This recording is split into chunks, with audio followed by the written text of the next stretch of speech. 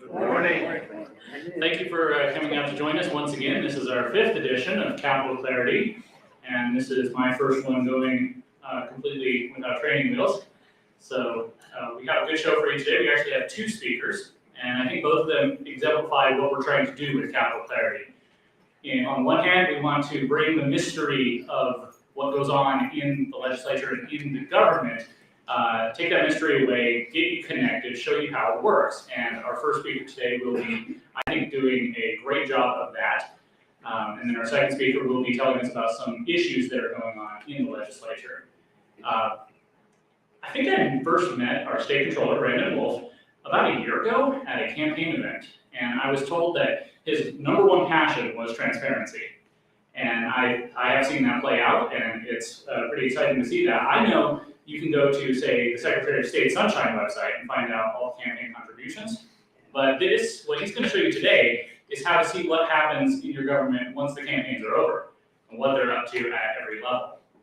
And so I don't really have much further to add, so I will introduce our state controller, Woolf.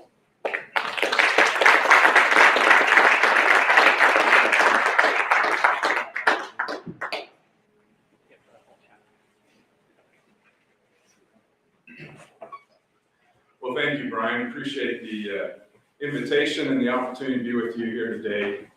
And my little daughter just walked in, so hello, baby. It's great to be with you. And some of my staff is here. Great to have them that helped work on a lot of this that we're doing and want to share with you today.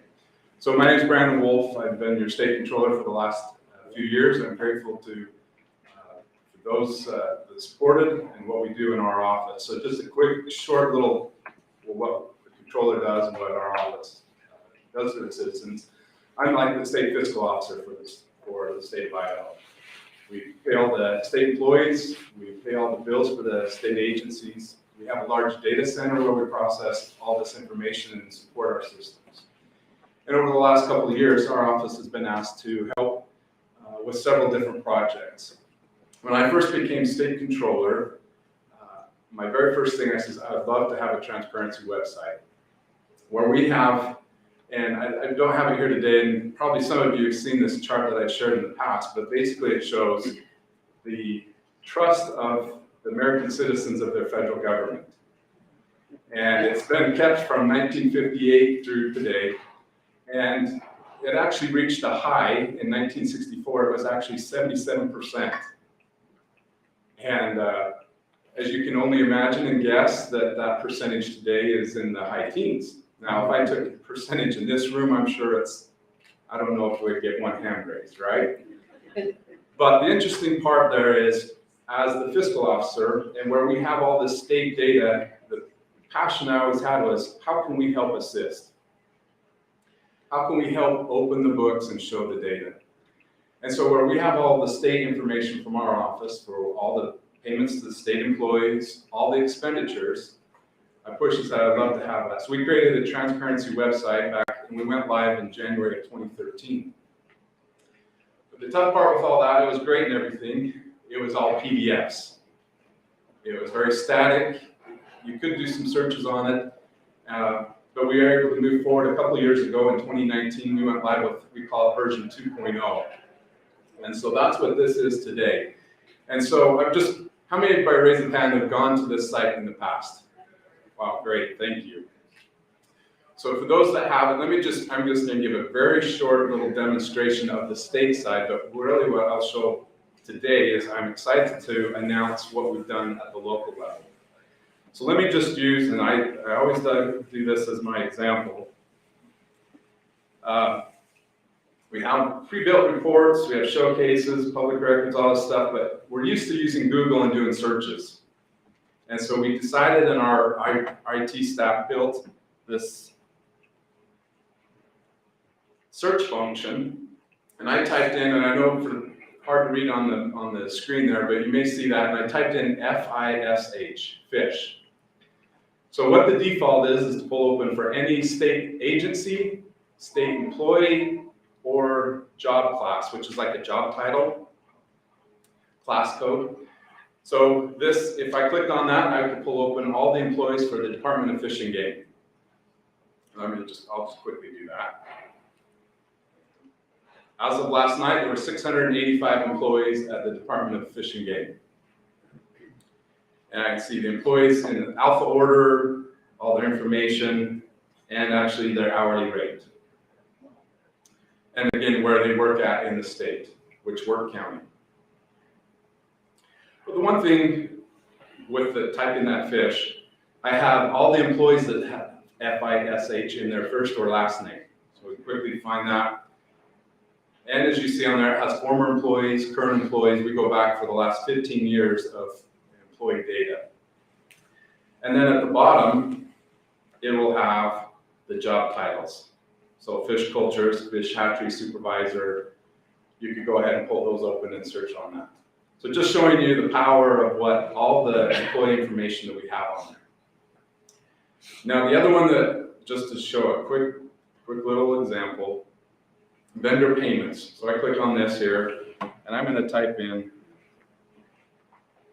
I love to use this quick example, and some of you have seen this before, but I typed in pizza. Now I have all of the vendor payments that have pizza in the vendor name. You can search whatever you want, whatever you think, but I'm just using this for our demonstration purposes. But you can see this back in 2020, that was CARES money that the Idaho State Tax Commission paid out as for grants to businesses. You can see all these state agencies, all the information, but let me scroll down over here. If I scroll to the far right, you can see the actual vendors. So Louis Pizza, Pete Card on Pizza Hut, every single transaction that has something with pizza in it. And again, slicing and dicing. Now this is all the state data and information.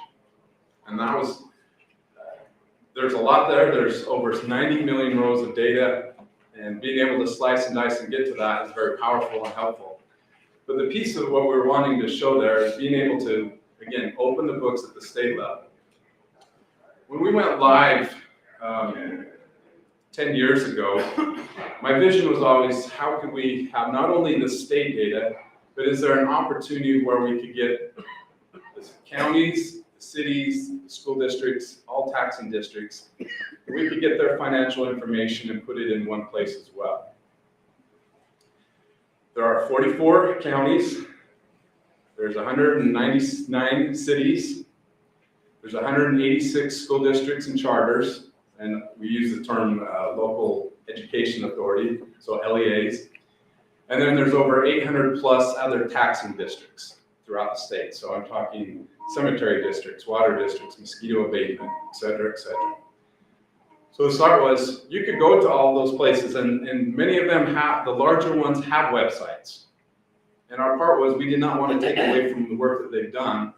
But if you wanted to go and look up Canyon County, or look up Parma, or whatever you were trying to search, and you wanted to compare it, now you're going to hundreds of websites to try to find it. So, 2 years ago, the legislature passed a bill, House Bill 73, that actually required the cities, counties, and school districts, all taxing districts, to put their financial information on Transparent Idaho.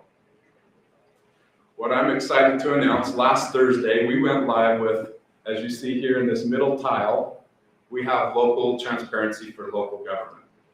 And I'm excited because we haven't really announced this to anyone because we're doing a soft launch, just seeing how it's going, see what the counties feel or in the cities and getting some feedback. But I wanted to share with you today where we're at with local government transparency. So this is the new homepage for local government transparency.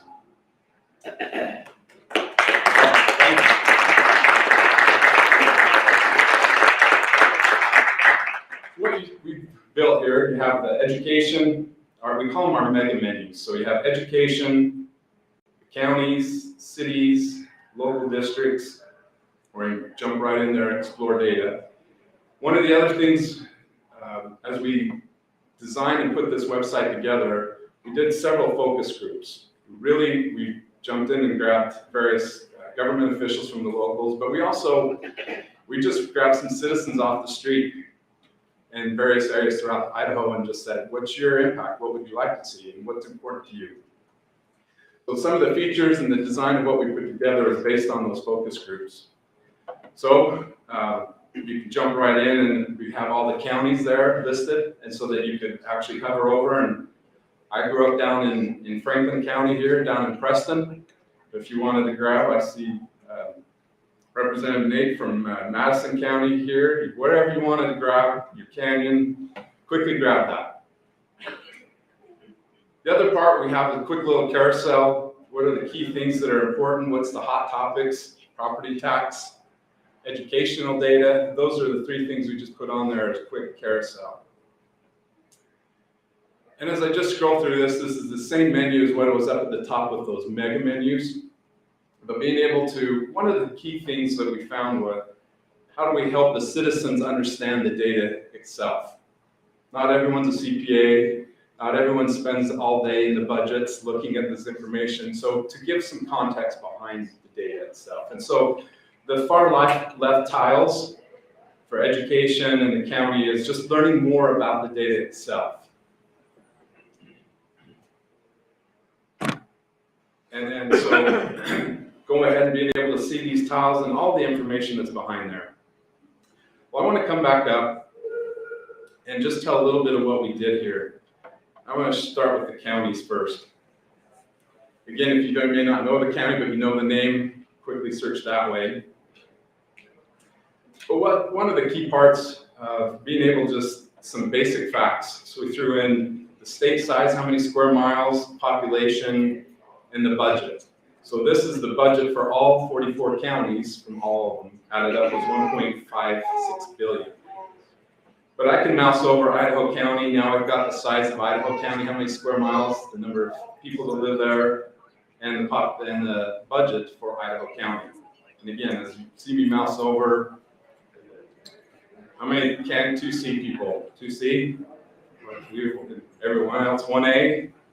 I know I've got some Jerome friends here. So again, being able to quickly mouse over and see your county. This is at the high county level. And one of the key things that everyone else wanted from the site was kind of a couple areas. Property tax, doing comparisons from one county to another, salary data, I was trying to think, public information requests, what was the one other one? Which one? Fund balance. Oh yes, that was one of the key ones, the fund balances.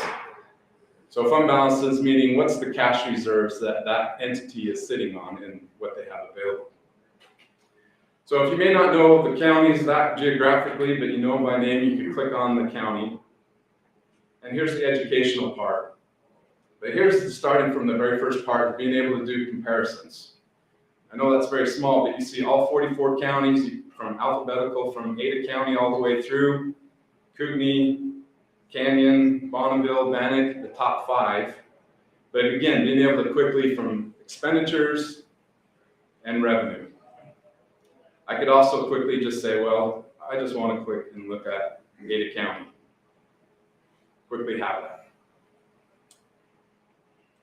The other parts, and I'm not going to go into details on all this. This will let the fun for you when you have nothing else to do. It's Friday night and you have a bag of Cheetos and just looking for something fun to do. Hot date night, I don't know, whatever else you want, but you can have a lot of fun looking at this information because it's just incredible. By expenditure, the revenues. Here's a key one right here. This is one of my favorite ones to look at. So this is the top counties by expenditure. So this is listing, of course, we have Ada. Last year, this is fiscal year 22, $273 million for Ada County. Kootenai, Canyon, Bonneville, Bannock, all the way down. So we had the top 10, and I said, well, I'm from Franklin County. How does that compare? What does that look like? So we actually switched and had that for our designers so we could go through and look at all the counties. Now, what benefit is that? Of course, we know Ada County is the largest county and has that.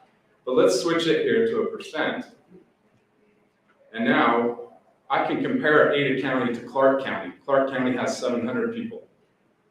But I can still do it by percentages now. And if I hover over this purple, which is public safety, now I know that Ada County spent $163 million on public safety, which was 59, almost 60% of their budget. Now we can start to see the value of this site. Not, and this is what I love to say, it's not meant to be the gotchas, but in the sense of how can we have best policies, best practices, and how can we compare? If I just highlight and I click on public safety now, and I'm just going to look at that purple, I could scroll through there and see the different percentages and how each county is spending on public safety. And then us, as citizens, have that opportunity to go to the county commissioners, the sheriff, whatever, and say, hey, is that the right amount or not? Should we be spending more or less? I don't know. I'm not the one to say, here's the right amount, or this is what it should be. But being able to have that policy discussion, now we have that. I don't think we've had that as easily before to have the data and to be able to do that. So what we worked with was we piloted with 8 counties, from Kootenai, Bonner, Idaho County, Hawaii, Ada, Bingham, and Fremont. I think we're about 8 or 9 counties we did. Small, medium, large throughout the state. And our part was to get apples to apples. So we were speaking the same language and the same information there. And so this is what we built with the counties at that level. Again, a great fun story. We put the expenditures per capita. Again, Ada County has almost 600, we can go back up, but it's 500 and something thousand citizens in Ada County, and their budget's $273 million. Well, we can look at it here and see that Ada County spent $533 per person, and average that. Now, John, from my staff that helps lead this in our team, he grew up in Bingham County in Blackfoot. And the county clerk that helped with the information, she called up John. She said, John, I feel bad. Feel like, we only have, what was it? It was a little bit under the state average. And she's like, maybe we're not doing the right job. And then she called me back a few days later and said, I feel we're doing a great job, because they were only like at $700. And it's way below the state average per capita. And then my chief of staff, we grew up in Mackay and Custer County. Well, if you look at Custer County here, they're spending almost $3,000 per person in Custer County. But each county is different. Each story is different. What's the geography? What's the size? Are they border state or border county? The different impacts there. So just a great metrics that we want to add more and more metrics here for citizens to be able to do those comparisons. And then, of course, revenues. This one, to me, was a very fascinating one, especially given our legislature. That's a key thing they want to know is the property tax. This orange here is property tax. Let me just switch this to percentages.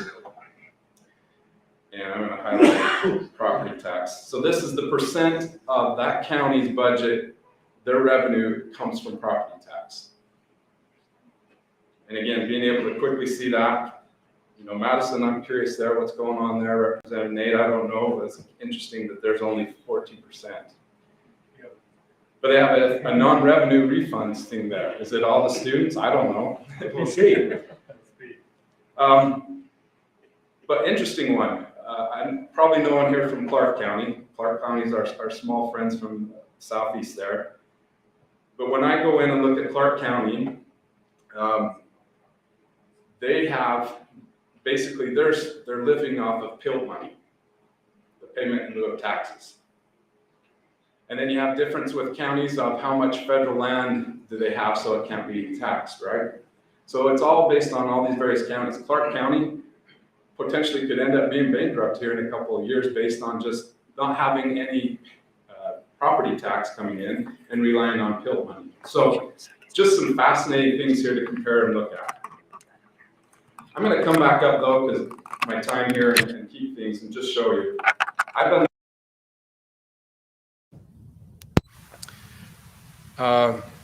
There's quite a few from Canyon County. I'm going to click on and show you. Let's just click on Canyon County. As we worked with each county clerk, they gave us a photo from their county. So they had skin in the game. They felt part of it. We had them create and send us a narrative. This came from the county clerk. This would have been from Yamamoto's team, being able to explain that. But this just dives specifically into each county. being able to look at it that way. But one of the things the legislature has had a key focus on as this bill came forward was how much do counties or cities, entities, how much do they have in reserve? I'll put it simple terms, what's their rainy day fund? What's their savings they have built up? And to sit there and say at the state level, there is state law that says what the most that we can have in our side of the state. It's 15% of the cap on the general fund. That's what we can put into the rainy day. There is no cap or anything like that for cities, counties, school districts, etc. But the great discussion has been on policymakers wanting to know what is that fund balance, and the local jurisdictions are wanting to know, well, I don't want them to know that. And so as we put this website together, it took some understanding and coordination, because we said a county like, for example, in Preston, in Franklin County, they have a very old courthouse. There is no jail because that said it's not valid anymore to have that jail. So they ship the inmates across the border down to Logan, Utah, or they send them to Soda Springs. So the county commissioners are saving up some money so they can remodel the courthouse and possibly build a jail. Something our 2C friends have heard of before, right? There's a jail discussion. But that's the great part. Can we tell the story of what is that money being used for, or have the citizens told their elected officials what they want that money to be used for? This at least puts that information out and available so we can have those discussions. So in this case, this is what Canyon County showed for at the end of fiscal year 21, what their fund balance that they had available in the general fund. And as we built this, we just said for the top 4 funds. And then being able to compare where is that at, and then how is that to their total budget. So their budget was 117 million last year, and they have a fund balance of 40 million. Right or wrong, I don't know, but that's the opportunity now as citizens of Canyon County to have with your officials to say, what are you planning to do and what you're there. So the other key thing at the bottom of each of the counties, we have all of the county all county employees, and you can be able to look up what's their salary and information. So just like on the state side, we now have all county employees' payroll information is listed. And when I mentioned the local districts, so we have Canyon County pulled open. Here's the fire districts, or I can say, well, I want to look at the cities within Canyon County. Now I have all the cities listed, what their expenditures, revenues, and I can click on this link and it'll actually open up their budget that they submitted.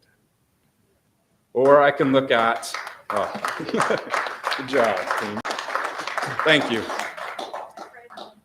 Friday night, date night, all right. So I think she's not kidding. Sorry, I mean, go for dinner first, then you can go on your day, come home and look on the computer. If you click on 2021, then it has the actual audit of that entity as well. So again, being able to look at the mosquito or the grazing, the highway districts, you want to look at Canyon Highway District number 4, look at their information. So this is all there, and then you have Canyon County's actually approved budget, a link there, Canyon County's audit, and then you can look at their actual website. So this is the very basics of what we've built and put together on the counties. The county clerks, I do have to give major kudos to the county clerks throughout the state. They were very helpful. We partnered with them. We have a great relationship of being able to get this data. And our key thing going forward is this is just one snapshot.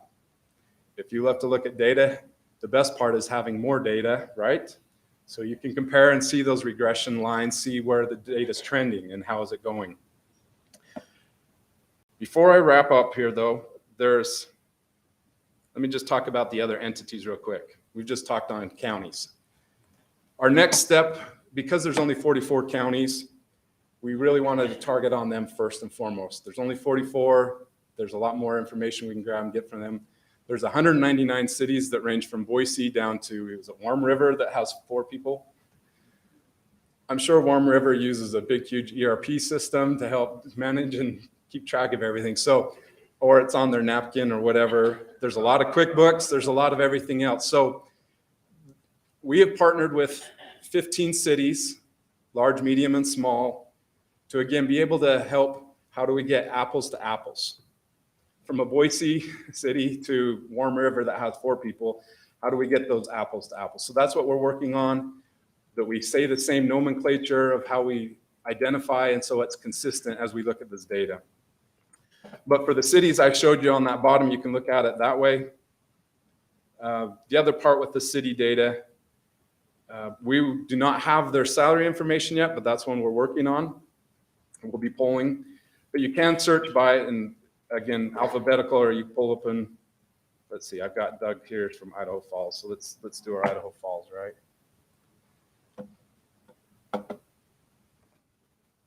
And there's Idaho Falls, and I can click on that, pull open their budget file.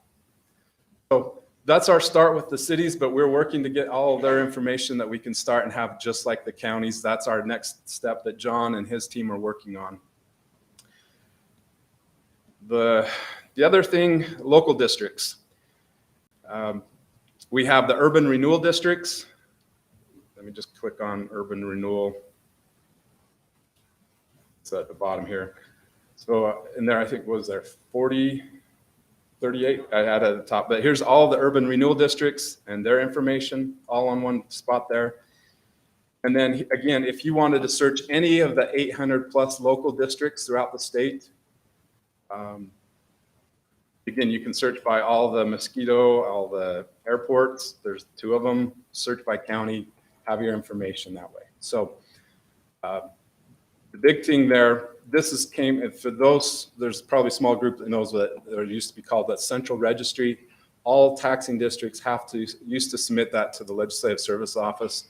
With House Bill 73, they now send it to our office. Our part is we're using that to now help load this information, that's data and information here, and we'll continue to build on that so we can automate it. So it's not just a PDF that you're looking at, that we can see the actual numbers and make it digitized. Last piece here, education. Let me just click on that. So we're showing 300, we've partnered with the Department of Education, the Board of Education, and school districts throughout the state. We're showing 300, just under 312,000 students. Total budget of 2.3 for K-12 for fiscal year 22.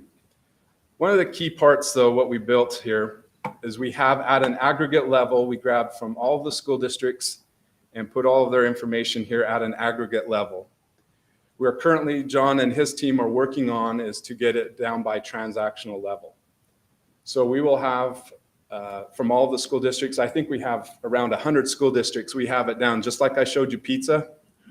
We're working to get transactional from the counties and the school districts, so we'll have it down to that level. It's very interesting. Again, I can click on this and say, I want to look at the Aberdeen School District. You can look at it for the last 3 years, and as we have, and see the trends. That's the power of what we'll have there by each of the school districts. The other thing that we have pulled from all of the school districts is all of the teachers, administrators, all of the education salaries. So we have all of the salaries from all the school districts and charter schools loaded here. So again, you could do a quick search. Let's pull open American Falls. And then we have certified, classified, and we have all of them there. So that's just a quick thing of where we are with the education. Our key part is we'll be pulling it by transactional, getting more information that way. My biggest push on the education is being able to help track and say how much is being spent by, is this going to administration? Is this going to buildings? What is it going towards? And being able to give metrics, tie it to the school, tie it to the school district, and being able to help, because that's a key thing that all of us want to know and have that understanding. So again, we're going to continue to build on this and have that, and just continue to open the books, keep shining the light. My part is I'd love for you to spend your date nights, Friday nights, whatever time is available for you. Go through, take a look at it, but we would love to have your feedback. Give me an email, give us a call, share with our team. What else are you looking for? What would be beneficial for you? This was our very first, this is right out the gate what we built and went live with. But we'd love to have, we have plans of so much more that we want to add and put onto the site. There's even key bills that are going through the legislature right now. There's a bill to add MOUs and MOAs, memorandums of understanding and agreement that all state agencies have. So there's so much more that we want to add and put on there. But if there's an opportunity to do that, let us know. And my time is up now, but if you want to reach out, you know where to reach the controller's office, but transparent.idaho.gov is our website. If you have questions or things, I'll take it. We can grab each other. I'm going to stick around here and we can grab me afterwards. So thank you so much. Appreciate the opportunity.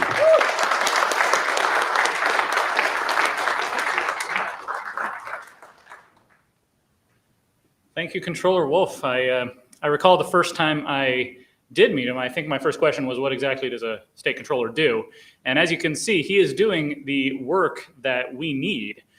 In a representative republic where the people are ultimately responsible for the government, for electing people, for holding them accountable, we can't do that if we don't have data. And his office is providing the data that we need. So yeah, check out that website. It's an amazing resource. Not every state has this, so we are lucky to have this available to us. So we're going to switch gears here for a moment. We have invited a man named Patrick Plein. He is with the Nolan Center for Justice with the American Conservative Union. They are the ones who put on CPAC, which is the Conservative Political Action Conference that will be coming up, I believe, next month in Washington, D.C. And he has some things that he'd like to share about their thoughts on various issues, including a bill that's coming up about fentanyl and mandatory minimum sentences. And I know this is it's a very animating issue because we all want to keep our streets and our communities safe. We want to keep our children safe, and we want to support law enforcement as they enforce our laws. But sometimes, the devil is in the details. And so I am very interested in hearing this discussion. So please welcome Patrick Plein.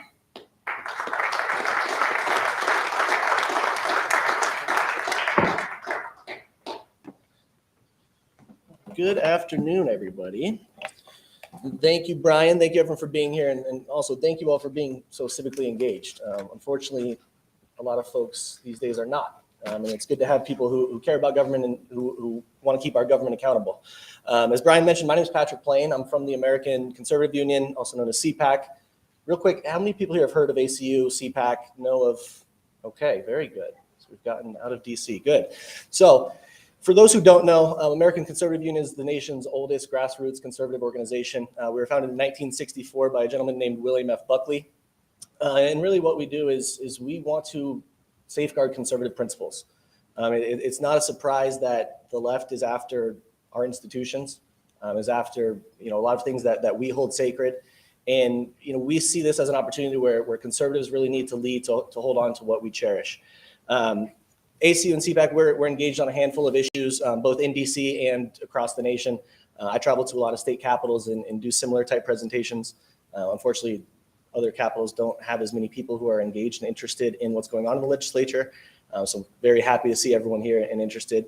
And we work on a handful of issues that you would generally think of as your conservative issues. We want to lower taxes. We want to hold government accountable. Looking at what the controller's doing here is really incredible to have those resources available. For sure, there's not a lot of states that have easily functionable, websites and databases where you can look through and actually have a clear, easy understanding of where your money's going and how it's being spent. So we're very supportive of what the controller is doing here and very excited to see that project, really beyond taking off, but it looks like it's going to be a very successful project. Another issue that we're here to talk about today, and it's one that I tend to get a lot of raised eyebrows when I discuss it, is criminal justice reform. We look at criminal justice reform maybe a little bit different than you would initially think from ACU and CPAC. What we see with our justice system and why we're engaged in it is, this needs to be a conservative issue because the criminal justice system is a government program. The government runs it. The government controls it. The Department of Corrections is funded by your taxpayer dollars. As you saw in the presentation, a lot of counties in the state in general spends a very large amount of money on public safety and corrections. And for us, there's a question of how is that money being spent? Is it being spent effectively? Is it being spent efficiently? And are we getting the results we need? In a lot of cases, In a lot of circumstances, that's not the case. There's a lot of waste in the criminal justice system, just like there is in any other department. And when we're looking at the criminal justice system and looking at the power that we give the government to take our sovereignty and our freedom away, we think, and it's our stance that we have to be very careful about what powers we're giving to the government and where the checks are on those powers. Prosecutors are good people. They want to keep us safe. They're elected by people in this room. And 99.9% of them are good, hardworking people who want to do right. They are the government. They represent the government. They have the powers of the government behind them. And for folks that have been targeted by the government, that's a lot of power. For folks that haven't, I hope you're never in that position, because the government does have a lot of resources. When we get to the discussion of mandatory minimums, this is where we, as the American Conservative Union and CPAC, we have some concerns. And that concern is really skeptical of mandatory minimums that entirely eliminate any shred of judicial discretion. So what that means is, when you have a prosecutor that is able to charge with a mandatory minimum, if a certain individual fits the parameters of this case, and in Idaho, what that looks like is strictly it's a weight threshold. If you have a certain weight of drugs, you are subject to that mandatory minimum, regardless of your role in the conspiracy, regardless of your background, regardless of your history, regardless if you had a weapon on you, if there was any violence involved. None of that matters. And for us, that gives us great concern when you have all of that power coalesced within one office within the government. And that's where we see the need and where we come down on, and there's a bill this afternoon, I think it's at 1:30, to address fentanyl mandatory minimums. And we're supportive of dealing with fentanyl, and we really commend the legislature for taking this issue seriously and looking to address this. However, without a safety valve in place, and what a safety valve is a safety valve is a mechanism that allows a judge, in this case, for certain offenders that meet a certain criteria, the judge is allowed to then look at the circumstances of that case and decide what the judge sees fit as the best punishment. They're not necessarily tied to that mandatory minimum that is on the books. That's not to say that they don't have to go below, and they don't have to have a downward departure from that mandatory minimum. They could sentence above it. If the facts of the case would lead to someone saying, no, this person is clearly a trafficker, this person clearly is playing a role in a bigger conspiracy and is looking to move fentanyl in, there's nothing that would stop that judge from saying, you get the mandatory minimum and then some. What our effort is looking to protect is the opposite of it, is the person that is not the trafficker, is the person that is the user or the addict that gets caught up. And because Idaho only has a weight-based threshold, there's no intent to distribute, or nothing else needs to be proven. It can lead to people getting caught up in a mandatory minimum regime that it was not necessarily intended for. And that's what gives us great concern, is that the judge or defense attorney or anybody for that matter does not have any ability to inject themselves into the process and issue a check on what the government charges. And it's furthermore concerning when you look at the rest of the system and how it works, where police officers have discretion on who they want to arrest and if they want to arrest someone. And then prosecutors will have discretion on if they want to charge somebody and what they want to charge that person with. Judges are elected. Judges are a part of that system. And for very certain crimes, there's only 3 or 4 crimes in Idaho. I think it's first-degree murder and a couple drug crimes and repeated sexual assault. There's a mandatory minimum. They have no say. They have no way to inject themselves into discussion. For anything else, for burglary, for arson, for a judge is situated and is best situated, in our opinion, to listen to the facts of the case, decide what is going to be best for the person in front of them, and issue something accordingly. So what we're looking at here is really a concern of where government power is going and how much power the government's going to get that is unchecked. So I'll wrap up and I'd be happy to take questions. I know I don't want to keep you from lunch. I know that's the worst thing to do, is stand between you all and lunch. There's a hearing this afternoon on the fentanyl bill that is being proposed. The American Conservative Union, currently as it's written, stands in opposition to it. And again, this is not because of the fact that we are anti-cop or we are pro-drug or we don't want to hold people accountable. We simply strongly agree that and strongly want to see and urge folks to implement a safety valve and to include a safety valve for first-time offenders who get caught up in this regime, to simply give a little bit of discretion back to judges and back to the people where they see fit. It'll be for nonviolent people who don't have a long record, who don't have a previous record at all, who are narrowly tailored to qualify for this exception. So this is not an anti-police measure. This is not a pro-drug dealer measure. This is simply restoring some checks and balances to the judicial system to give judges the power to judge, as we elected them to, and to give the system some balances to work better, to achieve better results for the individuals that get caught up in it. Long prison sentences, unfortunately, don't solve everything. A lot of times people need drug treatment.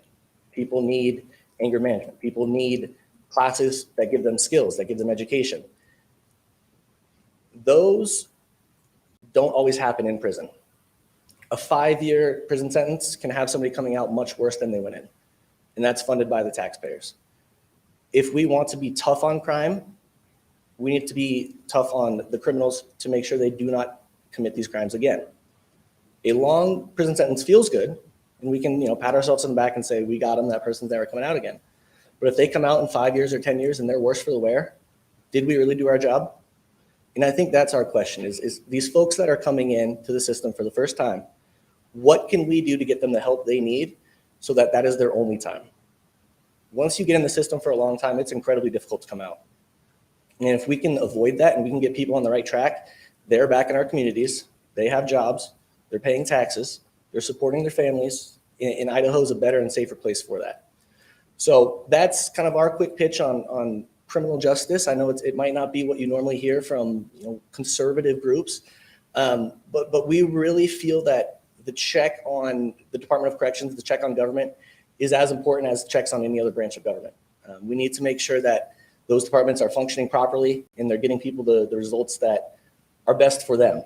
And we stand in strong support of a drug law in Idaho that includes a safety valve, narrowly tailored for first-time offenders in order to really get just outcomes for people that will get them back on their feet. This isn't some crazy new idea. This is safety valves exist in states. In a handful of states, President Trump expanded the safety valve in 2019 through his First Step Act. He saw this as a major problem, and that was a big piece of his legislation that he really wanted to get through. A big thing that, a theme that President Trump, really sought after was how to look out for the little guy and how to look out for people that are being targeted by the government. And we see this as clearly fitting into that situation where when you're in the crosshairs of the government, you're going to have a bad time. If we can do what we can to give the support you need and get you back on your feet, that should be our goal. So I'm happy to take any questions. Oh boy, okay. I saw you first because I was looking there. So I'll go first and then we'll go around. I'm a retiree out of one of the state Department of Corrections. I did over 20 years. And when you talk about the required mandatory minimums, our perception of, and the state I worked in, was that the judge could not go below the mandatory minimum, but he had full discretion anything from mandatory minimum above. What the purpose was to prevent a judge from going low. When did that change to be mandatory minimum? That is what they have to do. Is that what you're trying to say? So what we're trying to say is that the mandatory minimum is still going to exist. The mandatory minimum is still certainly there. It is for the first-time offender who fits into a certain narrow category of doesn't have a record in that under that statute, doesn't have any no violence involved. It gives the judge the opportunity to consider the facts of that case and then depart from the mandatory minimum. They can certainly go above it. They can certainly go right at it. But it gives them the opportunity where their hands aren't tied, where if they see that, or if the perception that they have is, if this person would do much better off with, call it 1 year and then mandated drug treatment, they can do that as opposed to saying the only option I have is 5 years. So the goal of what we have in the language we're looking at is to be narrowly tailored to only capture the certain group of people who, for generally speaking, are going to be, addicts and users as opposed to the big drug cartels. And it's nothing's guaranteeing that they go under it or they, just give them a slap on the wrist and no accountability. It's they at least have the ability for that first time. If this person comes back a second, a third, a fourth time, there's no saving grace for them. The mandatory minimum's there and it doubles and it triples and that's still in the books for them. Yes, sir. Could you speak to the issue of prosecuting attorneys taking advantage of the mandatory minimum for Sure. No, that's a great question and a really good point. A mandatory minimum is a tool. It's a tool that prosecutors use, and it's a blunt tool. If you get caught up by a prosecutor and they're hanging a 25-year mandatory minimum over your head, or they say, or you can plea down, cooperate with us, and I'll give you 5 years. Not many people and not many attorneys are gonna talk to their clients and say, you should take this to trial and risk that 25 years. Mandatory minimums, if you're getting charged with one, more likely than not, that's what you're going to get. What that does in the way that we look at that problem, and it really is a big problem, if a prosecutor is willing to send you to prison for 25 years, but is also willing to accept that public safety only needs 3 years or 5 years, those extra 20 years are strictly for intimidation and punishment. If the prosecutor is willing to say that you can get out in 3 years if you do X, Y, and Z, but if you don't, we're going to give you 25 years, that's 22 years in a cell for somebody that we really just want to punish. And everyone in this room is going to be paying for that. And for what? And what's the increased public safety value out of that? Hard to argue that there's much. Sir? You said that there was a vote today or tomorrow, federal vote. State vote here. So it's a House Judiciary Committee. I believe it's House Bill 67, I believe it is. 1:30 today. Yes, sir.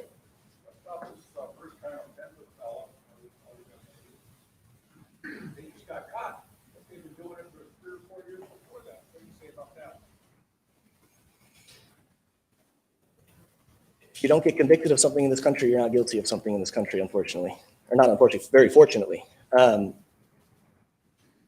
If people are moving large amounts of drugs, they're probably going to get caught at some point. A lot of people who are going to be subject to or get the benefit of this are going to be your addicts. They're going to be people that, they probably don't have, the cleanest record of all people, but they're addicted and they need help more than they need a 5-year prison sentence. And again, if a judge can see that and if everything presented to the court leads in that direction, then the judges who are elected will be able to give them, to give a decision that they see best. And I think that's really what we're trying to do is open it up so that whatever the court sees as the best way forward, there's at least an opportunity to explore that as opposed to having everybody with their hands tied that just has to accept something that, a lot of times people are going to say, even if this doesn't work, this is what we have to do, and that's it. So it's trying to protect people who aren't the traffickers and aren't the people that are really, pushing that poison into our communities. Yes, sir. The judges you're talking about, who votes for them, or how can you tell if the people vote for them? How can you tell if he's good enough to giving the proper sentence? So judges are elected. You will be able, if in your county you see a judge that is not holding people accountable to your standard, they should absolutely be challenged. And Transparency webpage might have some information on that. Does that answer your question? Or? I don't know, I've been trying to find out the local judges, how do you know who to vote for? And you have to go through a lot of stuff and then everything's redacted. Yeah, I mean, that's tough. I wish I had a silver bullet for that, but I don't. But it's, I think the more accountability and more transparency measures we have, the easier those decisions are going to be. And, obviously with more information, you can make more informed decisions. So, what the state controller is doing is incredible for that, to be able to look and say, I have all of this information. What do I see wrong with that? That's perfect. With judges, there certainly is probably room to be done and work to be done. Yes, sir. Yeah, I heard you talk about prosecutors using that minimum sentencing as kind of a tool to bludgeon defendants into taking a lesser sentence. I think that's a little disingenuous way to look at it.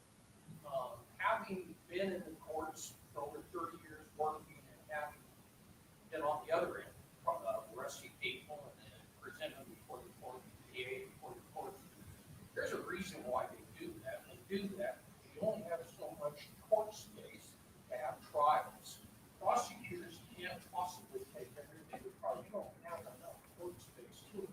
It's also about money. It's about how much money in their budget they have. They offer lesser sentences so that they don't have to pay for the trial.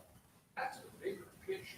Believe me, I've said in there, the DA's offices want to know why this isn't going to trial. And we're honest with you, we tell them, look, we're just, our budget stretched. We can't take everything to trial. So if we can get this guy to take 2 years, that's better than nothing. And we can't, we just don't have the money to take everything to trial. So the bigger picture is that it's not just about beating people up, getting them to take a lesser sentence. It's about, it's just the math. You can't take everything to trial. So district attorneys have to decide which cases are going to go to trial. You want to have your money there for your murder trials and for your big trials that you really want to be able to spend the money on. So you can't spend all your money on the other offenses. So it's a bigger picture than just trying to say prosecutors trying to bludgeon people and use it as a tool to bludgeon them into taking a lesser sentence. They're trying to basically move their cases through and get them off the counter because they know they can't take everything to trial. It's just not possible. Certainly. No, and that definitely has, that's legit. That's legitimate. That's fair. We also, there's still some concerns about that though. The government having the ability to take your liberty away and lock you in a cage, we take that very seriously. And people still have a right to a trial. I understand not everybody could. That would absolutely overwhelm the system. People still have that right. People still deserve that right. And we just think it's a tool that can coerce people into things that they otherwise wouldn't do. And not to say that it shouldn't exist at all.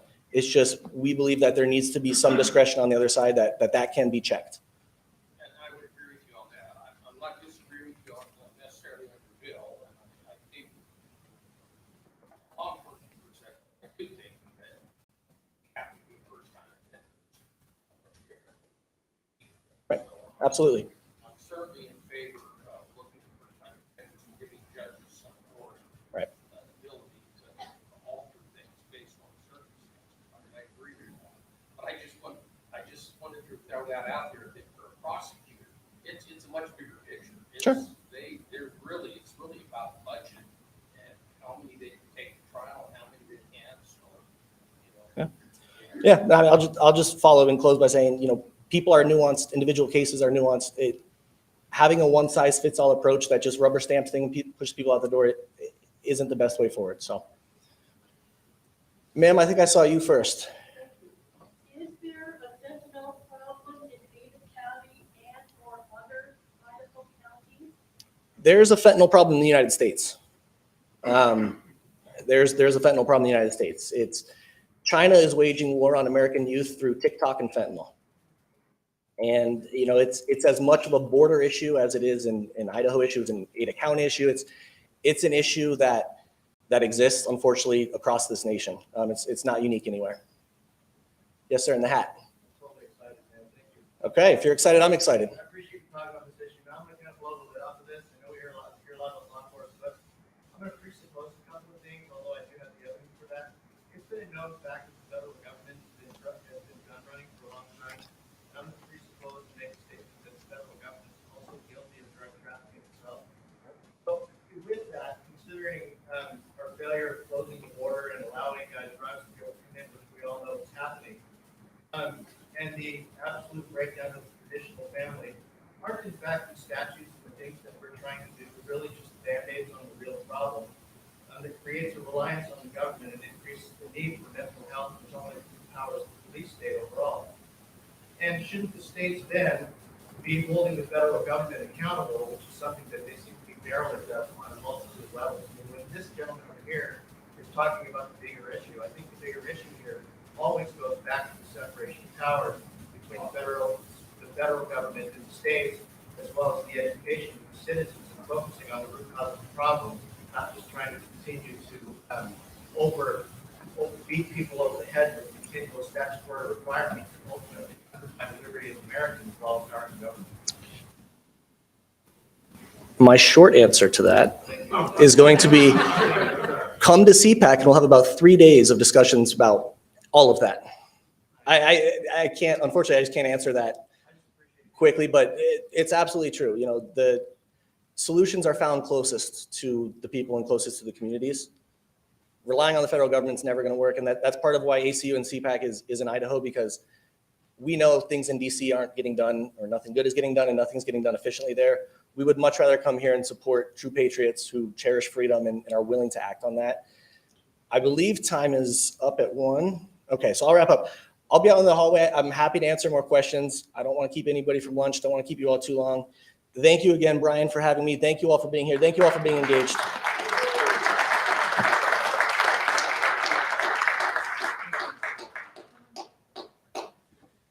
Thank you, Mr. Plein. Thank you, Controller Woolf. That's a lot to think about, a lot to ponder. Before you go, we have a sign-up sheet. If you're not on our email list, we'll send you out reminders about Capital Clarity, as well as everything else that Idaho Freedom Foundation is doing.